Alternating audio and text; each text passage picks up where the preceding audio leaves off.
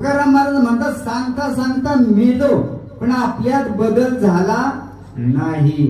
आपल्यात बदल होणं महत्वाचं आहे. कारण काय माहिती काही ठिकाणी तुकोबाराय म्हणतात पुत्र व्हावा ऐसा गुंडा त्याचा त्रिलोकी झेंडा. जसं बडेबाबांचा मुलगा दत्तात्रय बडे महाराजांनी त्यांचा मुलगा धनंजय बडे महाराजांनी सुंदर पहिल्यांदा सुरुवात कीर्तनाची केली, छान कीर्तन केलं. तसं पुत्र व्हावा ऐसा गुंडा त्याचा त्रिलोकी झेंडा. त्याने जो अभंग घेतला लक्षात घ्या. पण त्या ठिकाणी नामस्मरण सांगितलं. सगळे महाराज नामस्मरण सांगतात लक्षात घ्या.